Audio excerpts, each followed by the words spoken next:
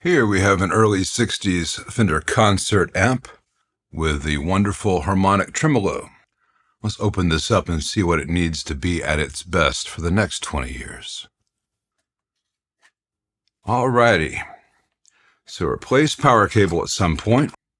Mystery hole here in the old rear plate. There's another square patch below where something used to be on the bottom panel. I'll show that later. I'll find the date code off these speakers. 10K5.XG748 and 10K51, then 465229. So I'm not sure if these speakers are original to the amp or are a later replacement that I have not run into before. They're Alnicos and the baskets look old, but the stickers look practically brand new. There is some missing hardware here and there. That can be fixed and needs to be fixed. You need to have each speaker needs to be secure. We'll make sure the speakers are in good condition. We'll check that in a little bit. All right, let's see what we have here. Okay, I'm seeing some work here. Overall, some pretty good work here. This may not need a lot. I'm seeing some common mistakes down in the power end of things, but that's almost par for the course. So far, looking really promising. Let's look in the doghouse first, though.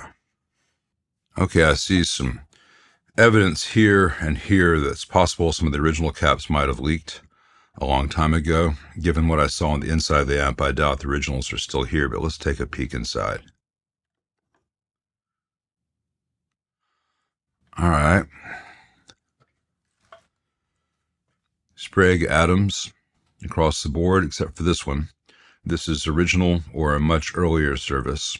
I can't see a date code with necessarily with the camera where it is. These, though, are all 2006, or at least enough of them are 2006 that I know it is time for them to be replaced. That's why the owner brought it to me for the generational service.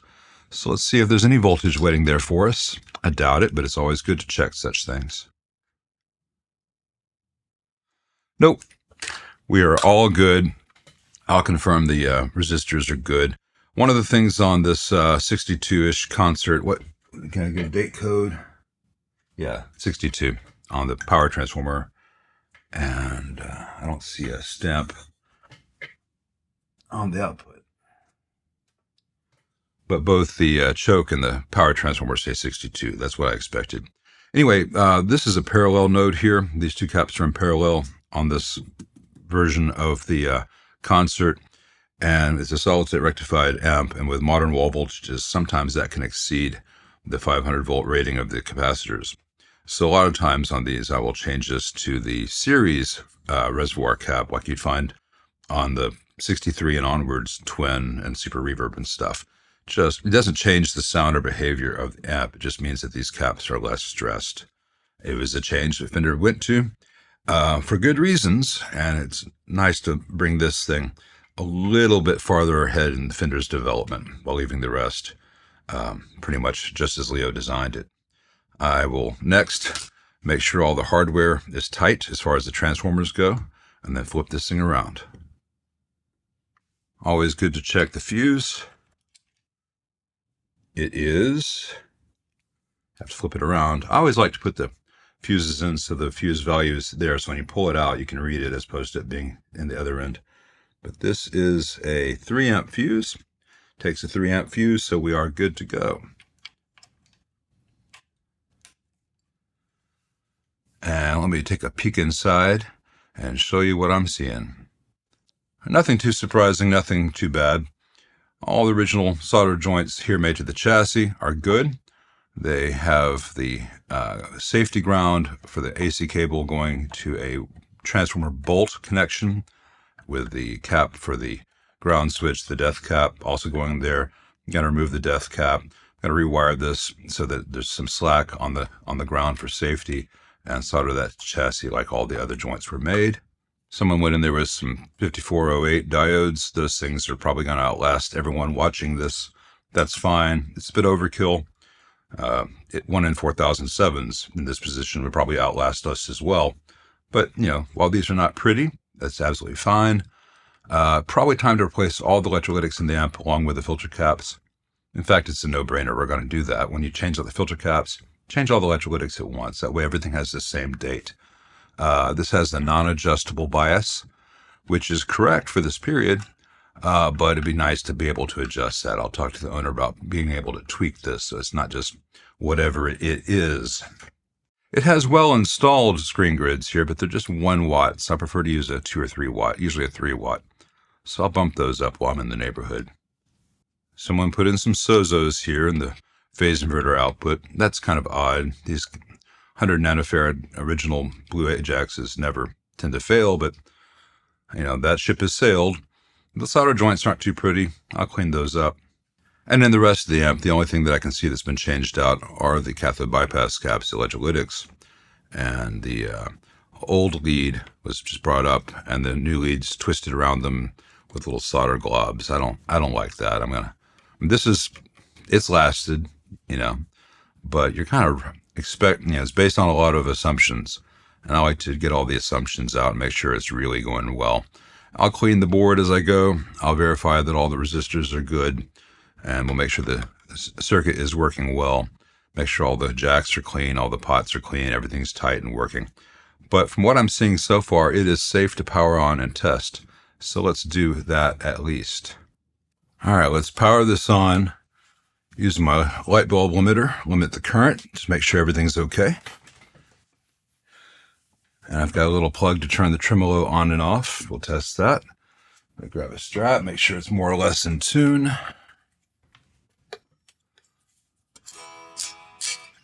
That should be all right. And I've got this running through its cabinet with its speakers, and I've got the Royer on there. Let's see what happens when I take it out of standby. All right, there's no huge inrush of current. That's good. It's promising. We're starting with the normal channel.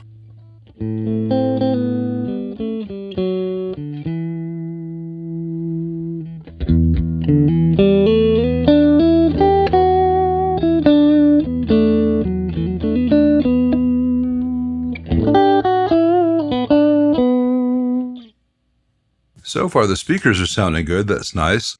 Now, I've got the tone circuits at noon on each, and on these early tone circuits that had not quite evolved into the AB763, this has got a tapped treble pot, and it can sound a little bit dark at noon. So I'm going to turn it up just till it gets kind of more neutral.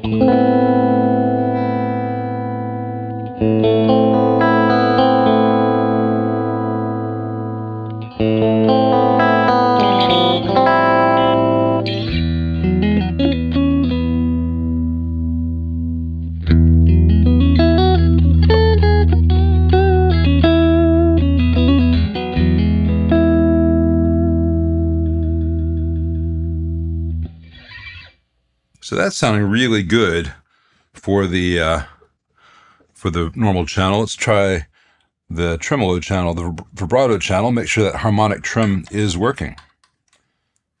That's why you get one of these things.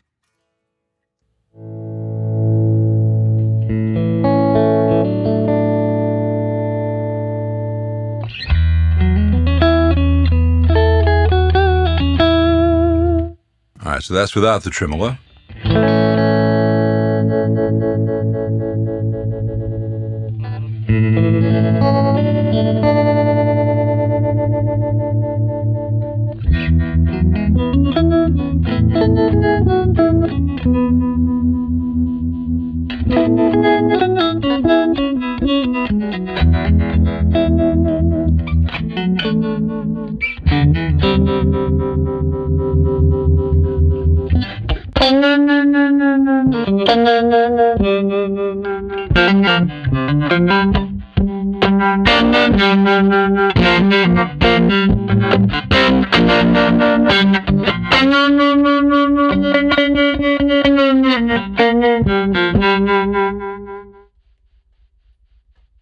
So that's all sounding good. Let me plug in the little foot switch dummy plug, make sure it goes off.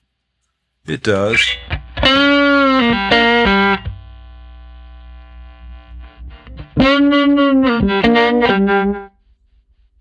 All right, so this thing is actually sounding really, really good. And so you may say, well, if it's all sounding good, why are you going to do any work on it? Well, because it needs to keep sounding good, and the owner wants me to make sure that everything's ready for the next 20 years. And so the filter caps from 2006, they're not done yet, but they are at the tail end of their useful lifespan. So let's do that. Maybe give it the bias control, like I mentioned, and just beef up the screen grids, make sure these old RCA 6L6s are really going to be as protected as possible, keep them going. And we're going to take out the death cap and do the power ground better, more to modern code. And I'll just, I've got some missing hardware holding the speakers in place. I'll make sure everything's tight. So when I give this amp back, it's 100%. Right now, it sounds great, but it's not quite perfect. So this is where I'm going to end this video. I've got some parts to order. I've got to talk to the owner, show him this, but we're in a great, great place. Thanks for watching.